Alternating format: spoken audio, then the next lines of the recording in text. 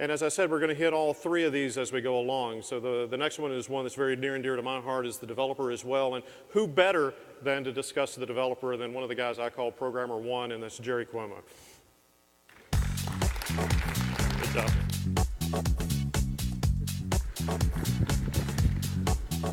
How you doing, everyone? Doing okay?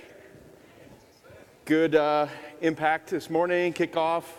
We're going, cloud keynote. Let's start moving.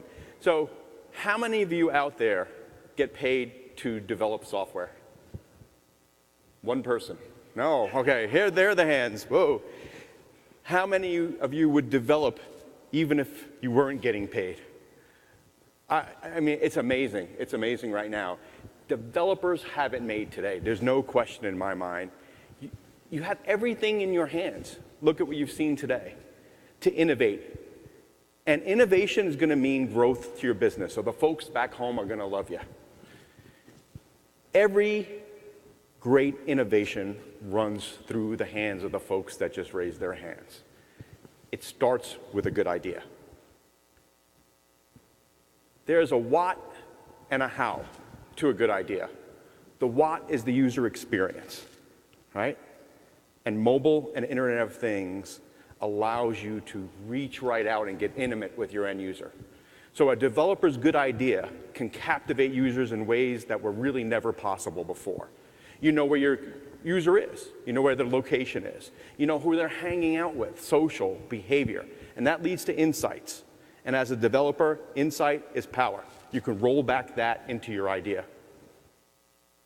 The how is about delivery.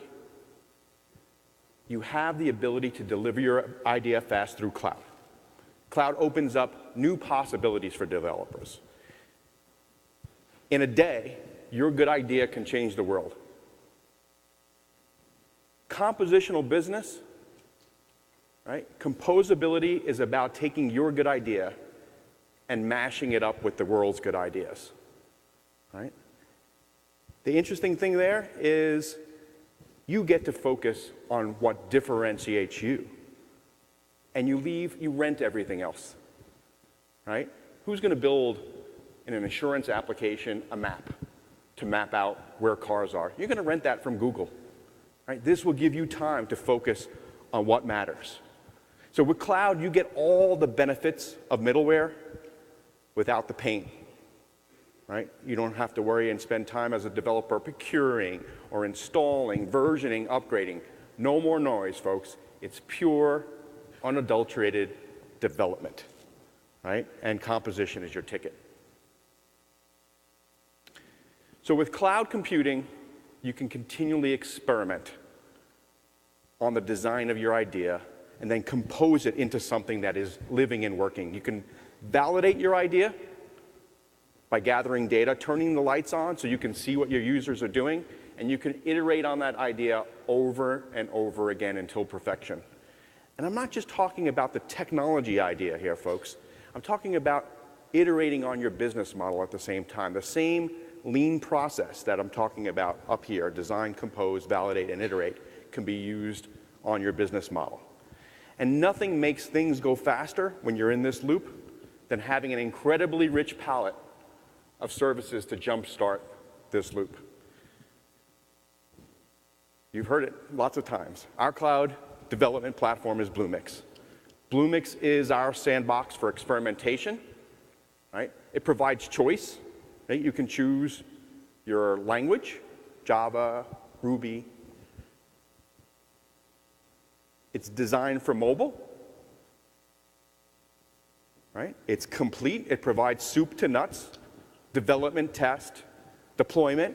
It connects to your mothership, right? A lot of folks, when they get to the cloud, as a developer, you're like, whoa, my database is still back home. It's in the mothership. How do I connect to it? Right? Bluemix will connect you to your mothership. We'll show you that in a second. And it's open. And folks, there's only one right way to do things these days, and that's the open way. I sent my kids, in fact, to school on the motto of write once, run anywhere. Right? So in a Pavlovian way, when the web bell was ringing, we responded with Apache, Java, WebSphere. And now the cloud bell is ringing, folks.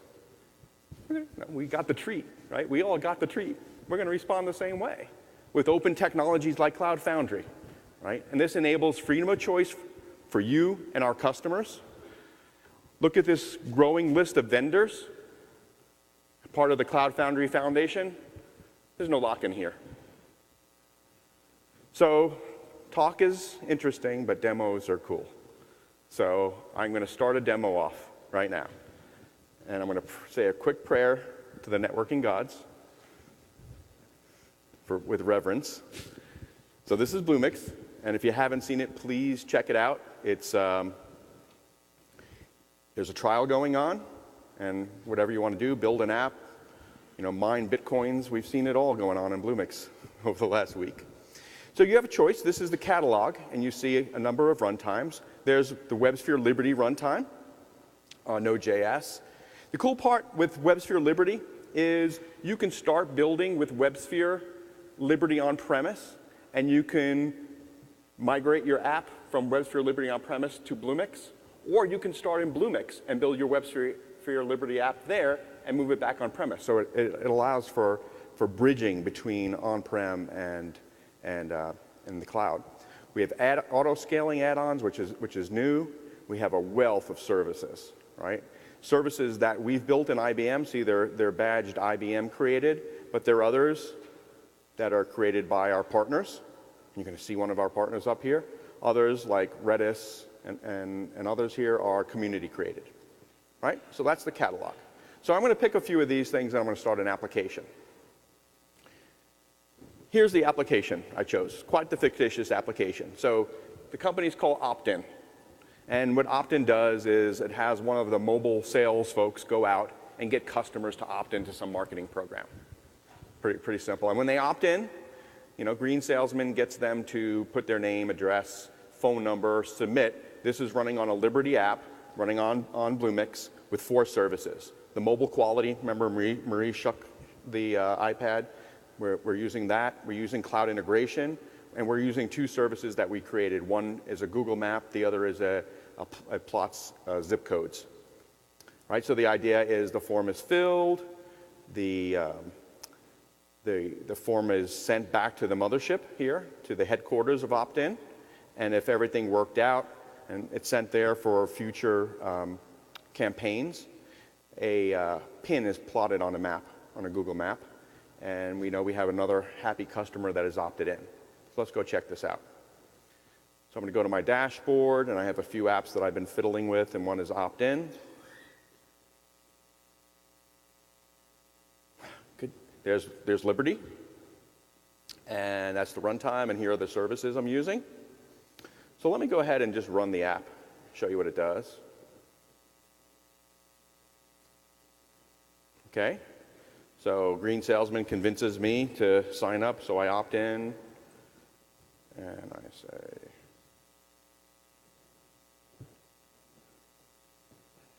I'm not going to put in my full phone number here. That's a North Carolina. Oh, pin dropped. Robert, zip code? Or how about area code? 914. New York. All right, so Robert, you just opted in, by the way. Thank you. All right. So you can say that this is quasi-engaging, but I think we need to amp it up a little bit, don't you think? We need to make it really engaging. And to do that, I'm going to call one of our partners from our ecosystem, Kevin from Twilio. Come on up, Kevin. Give me a hand here. Let's make this thing really engaging. See you, man. All right. Awesome. Well, thanks, Jerry, and thanks, IBM, for inviting us. We're super excited to be here. Well, my name is Kevin Whinnery, and I'm a developer evangelist for an outfit called Twilio. And we make it really easy for developers and doers such as yourselves to send and receive text messages, make and receive phone calls, and embed voice over IP calling into your web and native mobile applications. So we just saw in the opt-in application, they filled out a web form to opt in for this marketing campaign. But what might be cool is if a person could actually send a text message into a phone number, and that would opt them in for those marketing. So basically you're saying get rid of Green Salesman. I love Green Salesman as much as you do, but he can't be everywhere at once. Okay, but a phone number can be everywhere at once. Sure. So If it's OK with you, I'd like to borrow your computer and actually grab a Twilio phone number to set up for this. So here in my Twilio account, I can actually sign up for a Twilio account and have access to a huge pool of programmable telephone numbers all over the world that I can use to send and receive messages and phone calls. So I can search for a number in an area code. And Robert, what was your home area code again? Was that 914? OK, so we can search for a number in the 914 area code. It looks like we have several of those that we can use for both messaging and voice. So here's our number, and I'll definitely buy that for $1. So I will go ahead and grab that number, and we'll set it up. So when you get a Twilio telephone number, Twilio is going to be able to receive incoming calls and texts to that number. And when that happens, Twilio is going to send a server that you specify an HTTP post request with all the information about that incoming call or text. So what I'm going to do is set up this messaging request URL to hit a Bluemix application that's already been deployed so that every time somebody texts into my number, a post request is going to be sent to my server, and you will be opted in to the service. So let's actually go out to the opt-in to application. So this is a version of that application that's the form is gone because we're actually going to ask you guys to text in and help us to actually opt into this marketing campaign. So if you would be so kind as to pull out your mobile devices and send a text message to this number. That's 914-873-1488. What's going to happen is your text message is going to hit the Twilio server, which is going to make a post request to Bluemix. And then as people start texting in, again, if the demo gods are kind, we'll start to see some map pins there you dropping. Go. I saw some. Oh, did we? OK, so we'll leave it up there for a little bit. Pins are dropping. Pins are dropping. Excellent. This is good. And we usually say shut your phones off, but turn them on. Yes, absolutely. Ringers, right? That's true. Yeah, we'll get to that. We'll get to that point in a little bit. So it looks like we have lots of people who have texted in from all over the U.S. Welcome to Las Vegas, by the way. I hope you're having a great time. Yes. Oh, jeez. Lots of dropping. Pin dropping. It's raining pins. More pins. OK. So that's kind of how we handle inbound communication with Twilio. Twilio sends us a post request. But we can also do outbound communication. And they keep coming. Oh, my goodness. Good work. But we can also do outbound communication using Twilio's REST API. So I'm going to write a little bit of code to give you a sense of how that works. And basically, what I'm going to do is call back probably the first 50 or so people that texted in to opt in for this marketing program. So let's go ahead and fire up an IRB session. Again, this will be Ruby code, but Twilio has SDKs available for most popular programming languages like Java, Node.js, Ruby, Python, PHP. What we don't have is a client SDK for punch cards targeting IBM 1401. So Jerry, unfortunately, that means that you are going to have to. Thank you. That's a terrible oversight on our part. We're working on shipping that in Q4, hopefully. Punch cards. The punch card SDK. Okay, thank you. But here we will require the Twilio Ruby gem. And let's create an authenticated client that will help us communicate with the Twilio REST API. And then to that, we need to pass in from our system environment, we have some environment variables, set up with my Twilio account SID, and that's basically my username for the Twilio API. And then we'll also pull in my auth token, which is like my password for the Twilio API. So now I have a client that's able to hit the Twilio REST API. So first things first, let's grab a list of all the messages that were sent to that number. So we'll say account.messages.list. And then what we want is all the messages that were sent to that Twilio number that we just purchased. OK, great. So now we actually want to grab all the phone numbers. So let's go through and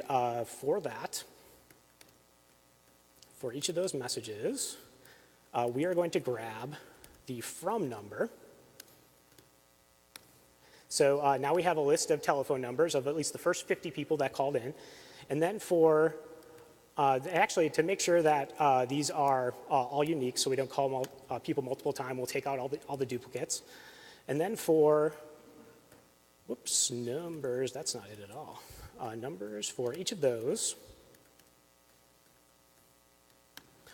We are going to use the client to create a new call. So we'll say calls.create. And the calls are going to go out to you guys, so we'll say call.number. And it's going to be from, again, that Twilio number that I just purchased in the 914 area code out east in New York. And then the third parameter here is a URL. And this contains instructions for the outbound call. They're being rendered by a PHP script just sitting out on my VPS. And basically what's going to happen is when that call goes out, you are going to receive, you're going to actually hear one of the great sounds of Vegas, which is the jackpot sound of coins hitting the tray of a slot machine.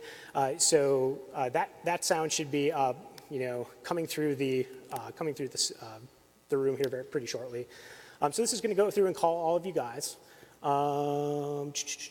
Okay, so I did have one error for an international number, but some of you be getting a phone call right now. So when you answer that phone call, if you could do me a favor and throw it on speakerphone and then hold it way up in the air so we can actually hear it come through.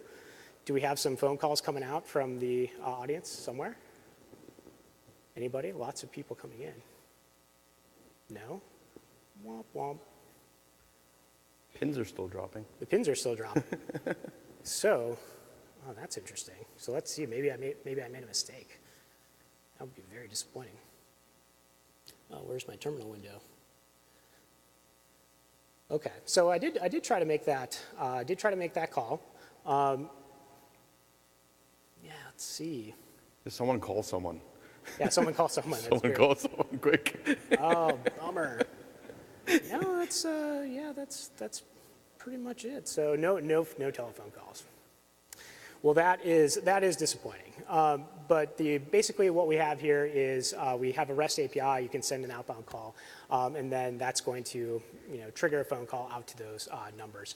And yeah, I don't know. I'm not sure why we're not seeing those, but. Anyway, I do encourage you to check out Twilio. It's very fun to hack around with. We see people doing things as simple as SMS notifications, all the way up to full-blown call centers. If you have any questions, find somebody in a red track jacket. We'd be happy to help you. We're down in the Solution Expo. And yeah, once again, thank you very much for your help. Thanks, Kevin. And I suspect sometime today their phones are going to be ringing. That's entirely possible. Okay. You'll get a phone call at some point. All right, thank you. Hey, so you just saw a partnership happen up there, right? And this is kind of making it work together, right? It's all about making it work together. Made with IBM, right? Made with IBM. And I think one of the things that we introduced this morning is the Bluemix Garage. And it's really a place where we go and we're going to interact with startup community, bring in folks to help build apps like Opt-in. And in fact, a special place in my heart for Bluemix Garage is because my favorite distinguished engineer, Rachel, is one of the principals here. So let's watch this video on Bluemix Garage.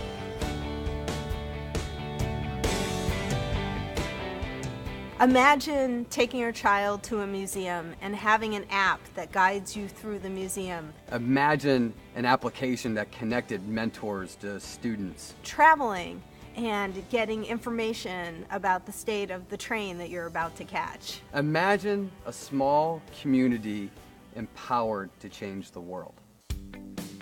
What the Garage is really about is building community, helping enterprises to interact with startups and learn from them, and building new exciting applications with all kinds of customers. And we're resident in the heart of the startup community, which is South Market in San Francisco. Galvanize is a community to launch breakout companies. Galvanize is working with IBM, helping IBM to become a true member of the startup community. IBM and Galvanize are trying to put together the ingredients, shape the context to give people, the next generation of entrepreneurs, the tools to build. One of the things we've learned as we built this is the need for physical space. So the best way to learn is to share experience with other people that are learning. Bringing our clients here to be resident with us in the garage and using the best methods for business innovation, for building applications, and for deployment on a flexible cloud platform. The platform is Bluemix, and that supports the agile development that we want to do. It allows us to rapidly create new applications composed from services, which come from the community, from third parties, and of course from IBM. IBM is an amazing organization with compute power and global reach that is unprecedented. To take that level of tech power and make that accessible to startups that are building is nirvana. Come to the garage and let's see what we can make together.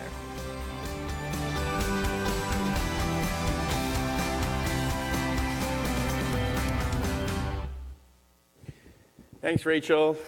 And